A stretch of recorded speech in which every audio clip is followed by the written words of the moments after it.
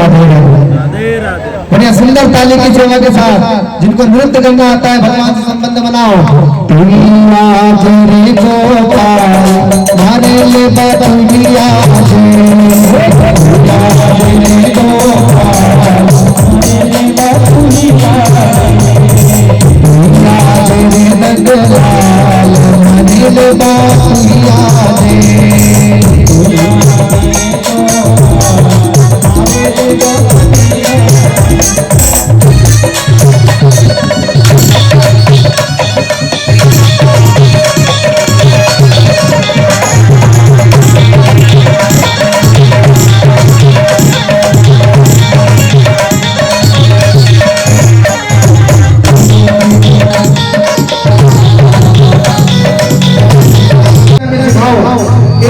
की गर्मी लग रही है, पंखा चलाओ आपको बड़े आनंद के साथ।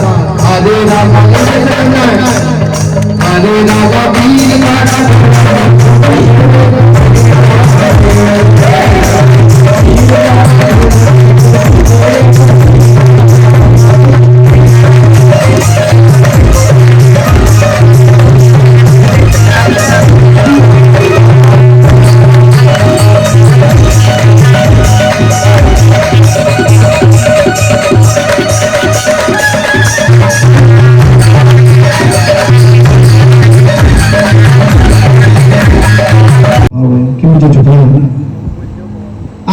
संत जा रहे थे तो संतों का हृदय होता है नवनीत मक्खन की तरह। जैसे संत जा रहे थे संत ने कहा देखिए सुनो, जो होगी वो इच्छा पूरी करने का प्रयास करूंगा, मैं संत हूं। नारद कौन होता है? नारद की संधि विच्छेद करो। नारद ना धन रद्द, एक बार जिसने कोई बात कह दी उसको कोई झूठी साबित नहीं कर सकता है, वो होता है नारद। और आजकल गांव में नारद किने की क्यों पीछे वालों? गांव में नारद किने कहते हैं? हाँ, जो इनम की उड़न लगा दे कि भैया की बात का संभाल ली तो हमारे गांव को पक्के नारद दे प्रेम से बोलो। पर अपना गांव में 10 नारद भी नहीं है कि गोविंद भगवान की।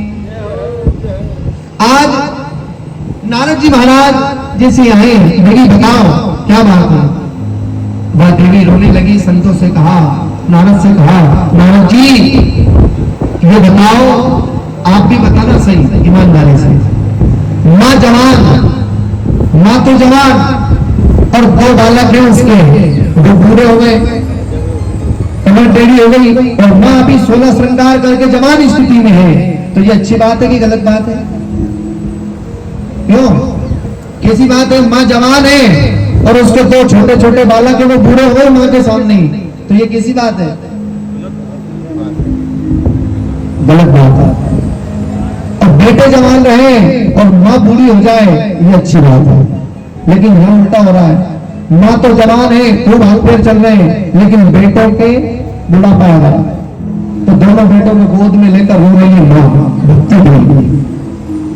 आज जैसे रो रही है, संत से कहे महाराज मुझे इसी बात का दुख है कि सब माताएं बुढ़ापा आ जाता है और उनके बेटे जवान रहते हैं, तो माँ का मन, माँ की आत्मा प्रसन्न होती है। लेकिन मेरे साथ तो उल्टा हो रहा है, मेरे दोनों बेटे तो बूढ़े हो गए और मैं भी जवान हूँ। बताओ मैं कितनी दुखी होंगी। क्या मेरे दुख का कारण ढूंढ सकते हो? इस दुख का उपाय ढूंढ सकते हो? नारद ने कहा देवी चिंता मत करो, तुम्हारी बात मुझे हृदय में लग गई है। जब तक मैं तुम्हारी इस इच्छा को पूरी नहीं कर देता, जब तक मैं तुम्हारे दुख को दूर नहीं कर देता, मैं तब तक तुम्हें अपना चेहरा जीवन में कभी नहीं दिखाऊंगा। और अगर तुम्हारी इच्छाओं को पूरी नहीं करवा सकता तो मैं अपना नाम नारद कहलाना छोड़ दूंगा। मुझे नारद मत कहना, और कुछ कहना।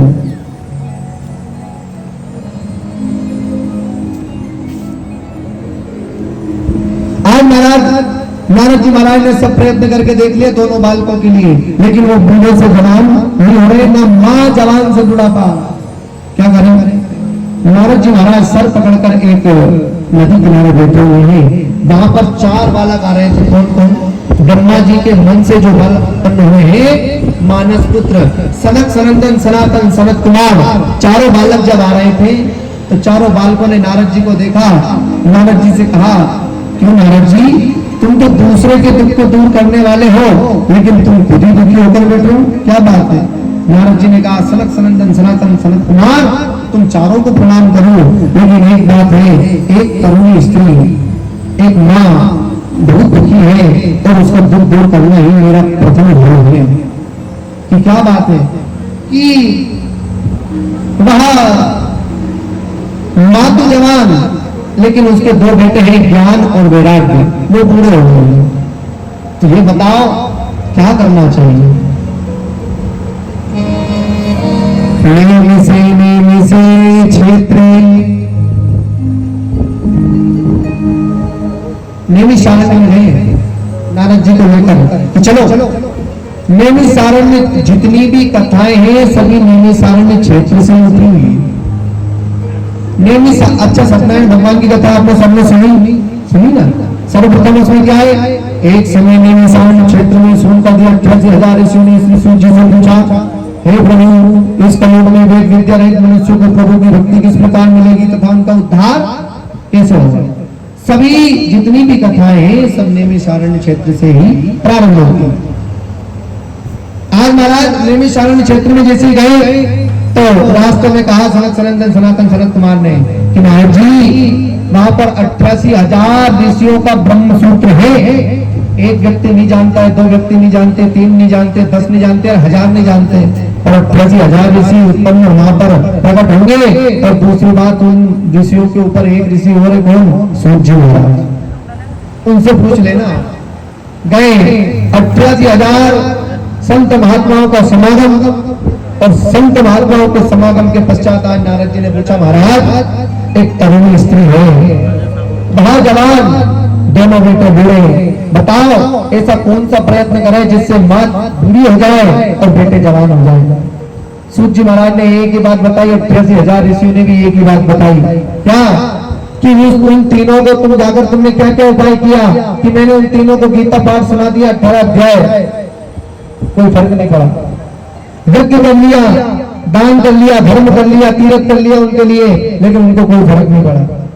तो 88,000 ऋषि सूत जी महाराज प्रसन्न होते हुए कहने लगे, अब उनके लिए आखिरी उपाय है क्या? कि उनको 7 दिन की श्रीमद् भागवत कथा को आप श्रवण करवाओ। वो भागवत कथा श्रवण करेंगे, क्यों? क्योंकि ये भागवत कथा भक्तिमय पुराण है। पुराण कितने हैं पता है आपको? पुराण कितने हैं?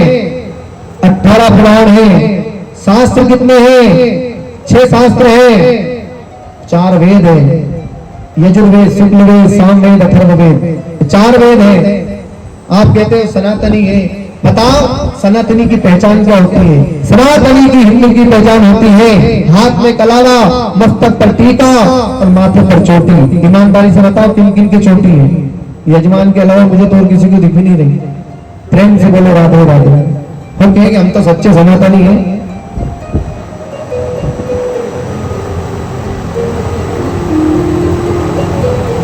हाथ में कलावा।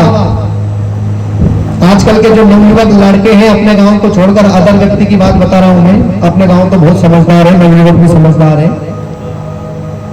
जब पंडित जी के सत्यनारायण भगवान की कथा करते हैं ना, और तिलक लगाकर रक्षा सूत्र बांधते हैं, जो धागा आपको लाल धागा बांधा जाता है ना, वो छोटा मोटा धागा नहीं होता है।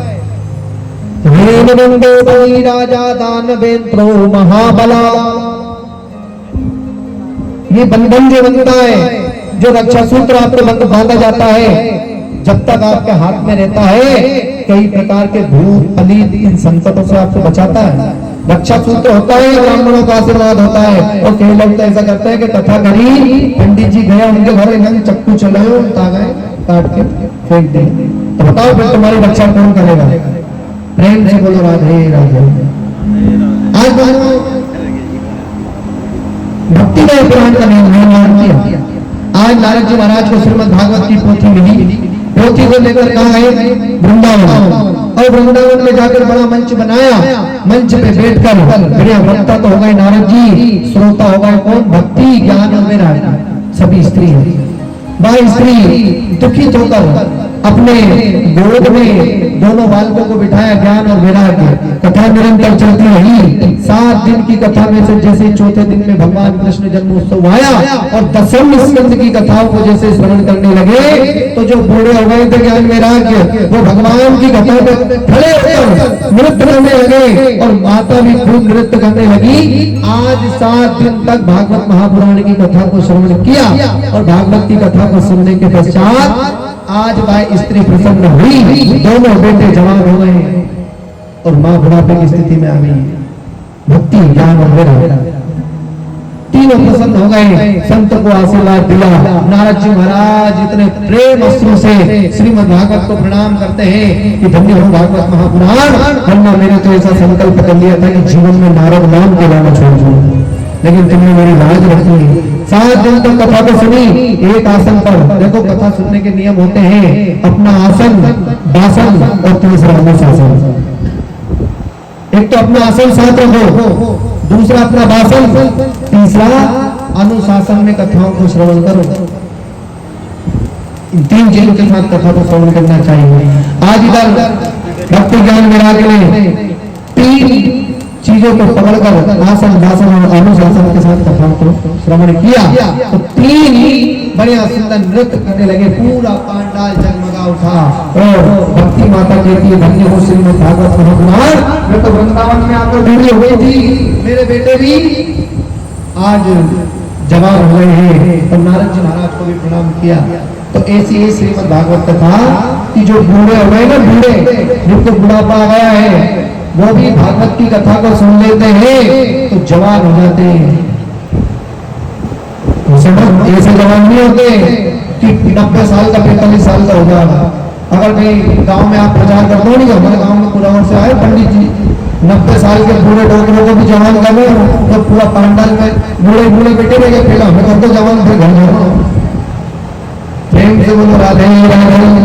लेकिन महाराज आज ऐसे बूढ़े को जवान करती भागवत कथा, जिनके हृदय में ज्ञान में राज्य सो गए हो, ऐसे लोगों को जवान करती भागवत की कथा।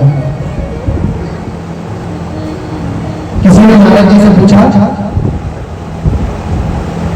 कि महाराज आपकी भागवत कथा ने किसी पापी व्यक्ति का उद्धार किया हो?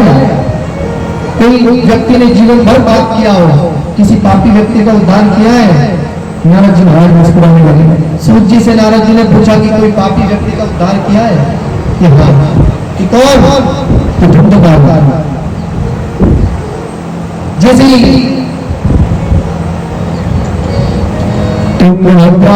तटे ग्रामे आत्मदेव नाम ब्राह्मणा। तुंगभद्रा तटे ग्रामे, तुंगभद्रा नदी है, उस नदी के किनारे एक आत्मदेव नाम का ब्राह्मण रहता था। बड़े ध्यान से समझना कथा को। तुंगभद्रा नदी के किनारे एक आत्मदेव नाम का ब्राह्मण रहता है।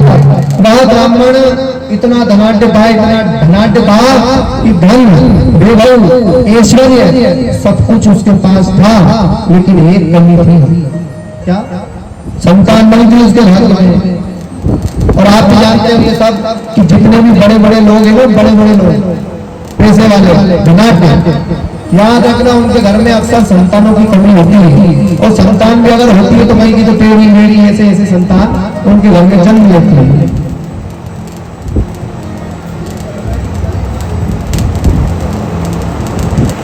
प्रेम से बोलो राधे राधे। आज हम लोग जैसे आत्मदेव नाम के ब्राह्मण, उन्होंने विचार किया कि बिना धन के तो सब कुछ चल सकता है, लेकिन बिना संतान के कुछ नहीं चल सकता है। तो क्या करें कि बिना संतान के इस घर को धिक्कार है, और बिना संतान के जमीन जायदाद और ये घर मकान धन ऐश्वर्य इन सबको धिक्कार है, और बिना संतान के मुझे धिक्कार है। जब संतान ही नहीं है तो इस धन का क्या करूंगा, जमीन का क्या करूंगा? कहाँ गया? तुंगभद्रा नदी में गया। नदी के पास एक कोसी की नदी बह रही थी। उस नदी में जाता है, गले गले जल में चला गया कि मर जाओ, इससे अच्छा मर जाना है।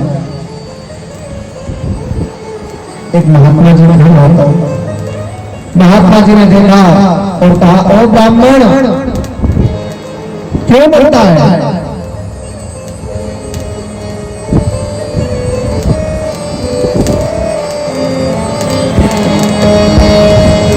कहा कि क्यों मरना चाहता है? बड़े भाग्य से मनुष्य शरीर मिला है, क्यों इसे व्यर्थ बना रहा है? मनुष्य का शरीर ऐसे थोड़ी मिल जाता है। मनुष्य देखो, सबसे पहले तो मनुष्य बनना बहुत बड़ी बात है, सौभाग्य की बात है। और मनुष्य बनने के बाद में भी आप लोगों की क्षत्रिय जो वर्ण है, इन क्षत्रिय वर्णों में आना ये सौभाग्य की बात है। और मनुष्य बनने के बाद में क्षत्रिय भी बन जाना और क्षत्रिय बनने के बाद में ब्राह्मण के घर में जन्म हो जाना, ये और महासौभाग्य की बात है। और एक और तीसरी बात, ब्राह्मण के घर में होने के बाद में भी भगवान की भक्ति से जुड़े होना, ये तो परम सौभाग्य की बात है, याद रखना है। आज बंधुओं, मनुष्य का जन्म मिला है, ब्राह्मण से कहा क्यों मरता है? बड़े भाग्य से शरीर मिलता है। रामायण में तुलसीदास बाबा कहते हैं, अरे बड़े भाग्य मनुष्य जन पाया, बड़े भाग्य मनुष्य जन पाया, सुर दुर्लभ सद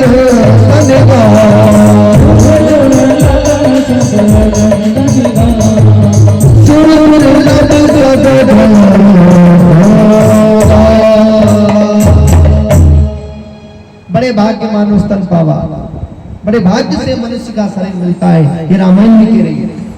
और आजकल जो ये माताएं, पुरुष वर्ग जितने भी लोग हैं दुनिया में, कई कई माताएं ऐसा बोलती है, हे भगवान अपने सास बहू में लड़ाई हो जाए, कहीं देवर जेठानी में कहीं इनमें ऐसे ऐसे लड़ाई हो जाती है ना घर में, तो ये माताएं बोल देती है, हे भगवान तेरे हमें मनक बनाए, ऐसे अच्छा कौन से बल्टी को भाटे बना देता। बताओ, माताएं बोलती है कि मैंने तो भले बल्टी का भाटा बना देता। बल्टी का भाटा बन के क्या करती माताओं? बल्टी का भाटा बनकर क्या करती? हम नवता पे चल रहे हैं, बल्टी के भाटों से जाकर पूछो कैसे हो, प्रेम से बोलो राधे राधे। मनुष्य शरीर अच्छा है, यहाँ पर आराम से प्रेम से रहो, 4 दिन की जिंदगी है, एक दिन तो भगवान के यहाँ जरूर जाना है। किसी भी प्रकार का हिंकार मत करो, भगवान का नाम लेते रहो, पार धीरे धीरे उतरते रहो। और दूसरी बात यह है, कोई काम नहीं आएगा, न पुत्र काम आएगा, न पत्नी काम आएगी, न परिवार काम आएगा, न रिश्तेदार, न मित्र, कोई काम नहीं आएगा। काम आएगा तो सिर्फ एक बार राम जी का नाम लिया वो काम आएगा। प्रेम से बोलो सब और हरि।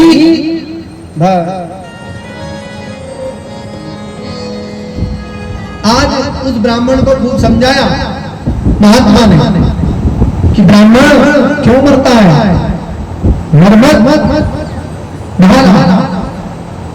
ब्राह्मण के चरणों को प्रणाम किया पंडित जी ने, और वो ब्राह्मण महात्मा जी से कहने लगा, पंडित ब्राह्मण कहने लगा महात्मा से कि महात्मा जी मेरे भाग्य में देखो कितनी संतान है।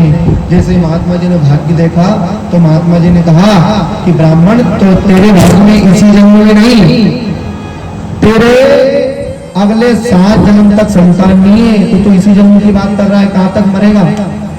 तो ब्राह्मण ने कहा महाराज 7 बार ही मरूंगा। जब 7 जन्म तक संतान नहीं है तो फिर क्या करूं, उससे अच्छा तो मरना है। इतने में महाराज जैसे कहा गया डूबने गया, तो महात्मा ने रोका कि नहीं रुक जाओ, मरो मत। फिर क्या कहा उसने कि महाराज पहले तो मैं मेरी मर्जी से मर रहा था, अब तुमने कहा कि 7 जन्म तक संतान नहीं है, तो अब तुम्हारे माथे मरूंगा। महात्मा जी ने कहा कि मेरे माथे क्यों मरे दादा, मुझे क्यों पाप का भागी बनाए? रुको, मैं तुम्हारे लिए कुछ ना कुछ करता हूँ। बाहर आया, महात्मा जी से कहा कि अगर बताओ जल्दी, तुम मुझे 7 जन्म की बात बता सकते हो तो एक बालक का दान नहीं दे सकते तुम मुझे एक बालक होने का आशीर्वाद नहीं दे सकते, जो 7 जन्म की बात बता सकता है वो एक बालक होने का आशीर्वाद भी दे सकता है। आज महात्मा जी कहने लगे कि चल मेरे साथ, ले गए। जब महात्मा जी को ले जाया गया, महात्मा जी और ब्राह्मण एक ऐसी टापरी में गए जहां पर एक बूढ़े बसार और उनकी घरवाली दोनों पति पत्नी थे। कमर टेढ़ी हो गई, डंडे दोनों के हाथ में, तो दोनों को बाहर निकाला और महात्मा जी ने कुछ कहा। ब्राह्मण पूछो उनसे, आज पूछा ब्राह्मण ने कि बसार मौज में, तो बासार और वो उनकी घरवाली दोनों आए, हाथ जोड़ के खड़े हुए, पंडित जी गाय का मौज में, क्यों?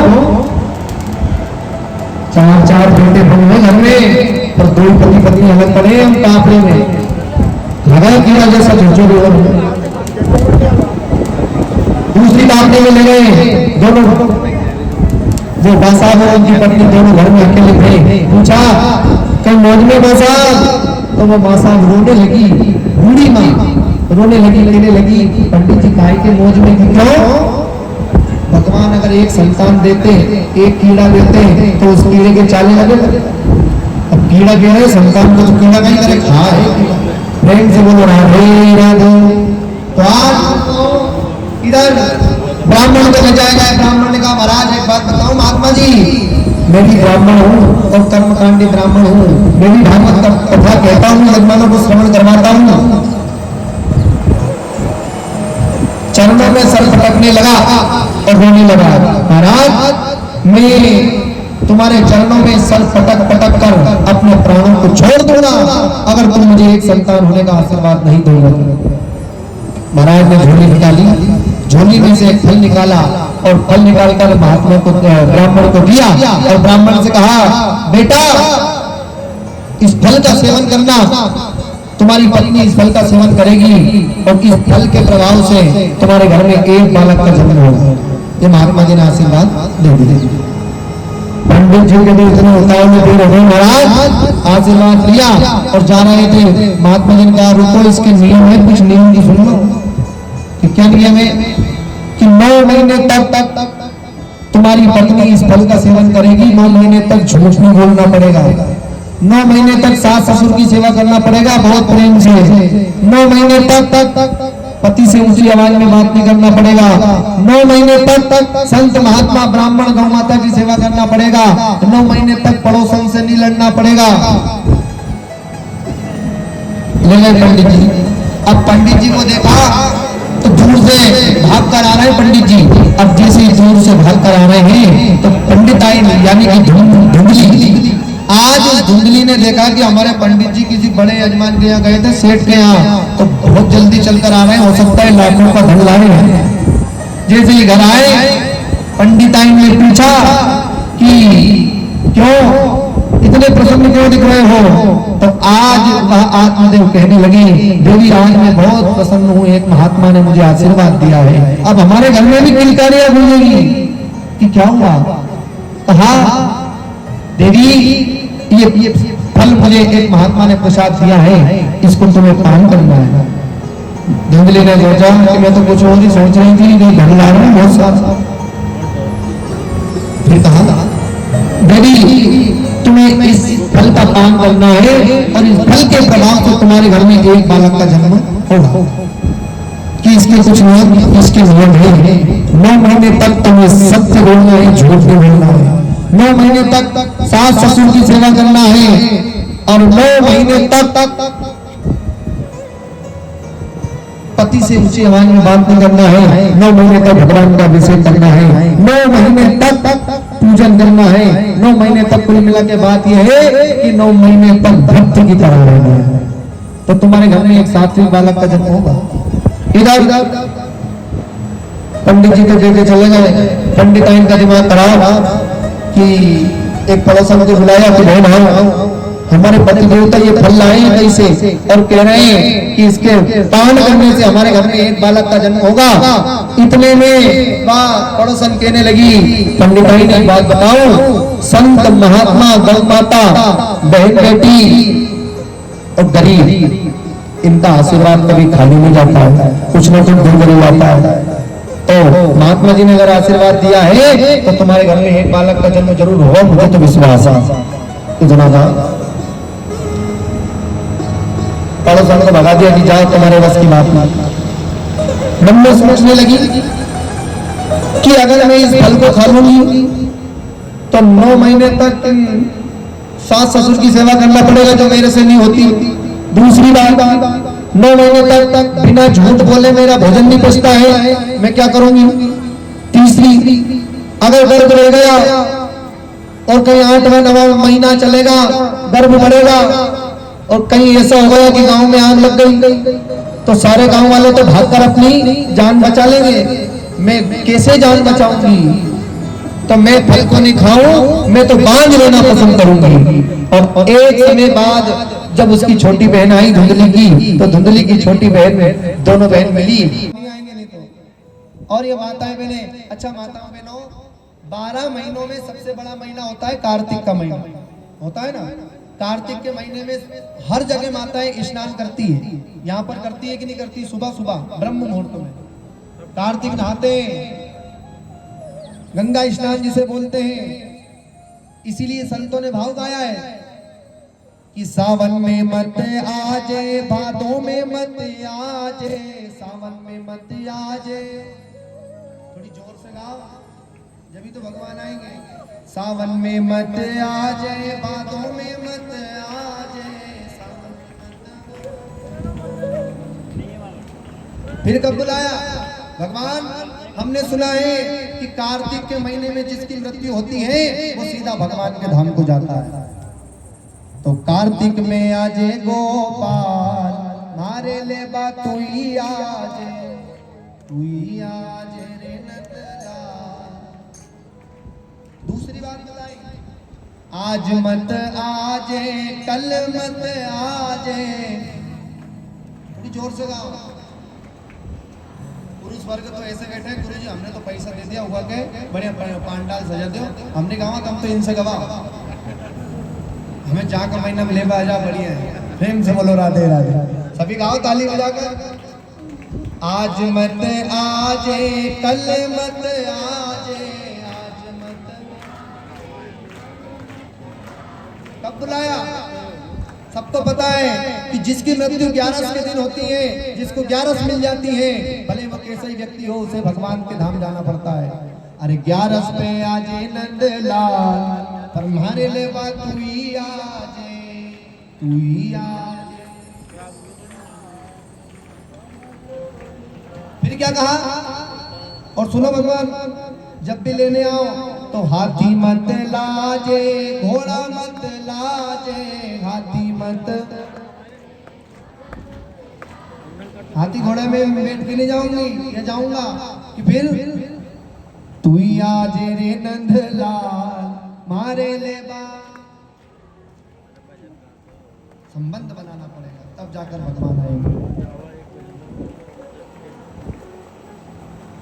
गाय क्या भजन के नहीं गाए? प्रेम। अच्छा, यजमान कितने? यजमान यहाँ की जगह जो कलश यात्रा में गए थे, यजमान एक बार सामने आ जाओ सभी, बड़े आनंद के साथ। जितने जितने साफा वाले यजमान बैठे, चाहे बूढ़े हो गए जवान, लो आनंद, खड़े हो जाओ अपने अपने स्थान पर। यजमान जल्दी करो आनंद के साथ। तू ही आजे रे नंदलाल, मारे ले बा